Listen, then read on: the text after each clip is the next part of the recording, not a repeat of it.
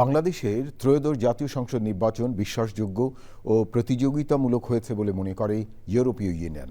তবে প্রাথমিক পর্যবেক্ষণে প্রতিবেদনে নারীর অংশগ্রহণ এবং সহিংসতা নিয়ে উদ্বেগ প্রকাশ করেন ইউই পর্যবেক্ষক দলের প্রধান ইভার্স ইজাফস। একই দিনে কমনওয়েলথ পর্যবেক্ষক দল বলছে, সময়ের বিবেচনায় বাংলাদেশের নির্বাচন সুষ্ঠু হয়েছে। পরবর্তী নির্বাচনে সব দল ও মতের মানুষের অংশগ্রহণ নিশ্চিত করার তাগিদ দেন তিনি। পান্থ রহমান জানাচ্ছেন। জুলাই আন্দোলনে শেখ হাসিনা সরকারের পতনের পর এক বিশেষ পরিস্থিতিতে ত্রয়োদশ জাতীয় সংসদ নির্বাচন ও গণভোট 2008 সালের পর পূর্ণাঙ্গ মিশন নিয়ে নির্বাচন পর্যবেক্ষণে মাঠে ইউরোপীয় ইউনিয়ন, ছিল কমনওয়েলথের পর্যবেক্ষক দলও। প্রাথমিক পর্যবেক্ষণে ইউরোপীয় ইউনিয়ন সফল নির্বাচনে অংশ নেয় দেশের মানুষকে সাধুবাদ জানায়। 2008 সালের পর প্রথমবারের মতো একটা গ্রহণযোগ্য এবং প্রতিদ্বন্দ্বিতামূলক নির্বাচন হয়েছে। বিচ্ছিন্ন কিছু ঘটনা জানা গেলেও নির্বাচন মোটামুটি আন্তর্জাতিক মান এবং দেশের আইন অনুযায়ী হয়েছে, যা কিনা বাংলাদেশের গণতন্ত্র প্রতিষ্ঠায় সহায়ক হবে।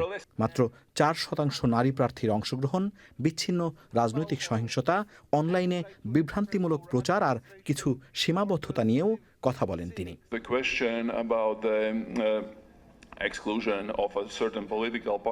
একটা রাজনৈতিক দলকে বাইরে রেখে নির্বাচন করার প্রশ্নে বলছি, আমরা এখানে নির্বাচন পর্যবেক্ষণ করতে এসেছি। আমরা দেখতে চেষ্টা করেছি নির্বাচন কেমন হলো। দেখেছি নির্বাচনে মানুষের অংশগ্রহণ। 2000-এর বেশি প্রার্থী ছিল, ভোটারের কাছে চয়েস ছিল। তবে গণতন্ত্র হলো সমতার। অথচ জুলাই আন্দোলনে এত নারীর অংশগ্রহণ থাকা সত্ত্বেও নির্বাচনে নারীর অংশগ্রহণ কম থাকা হতাশার।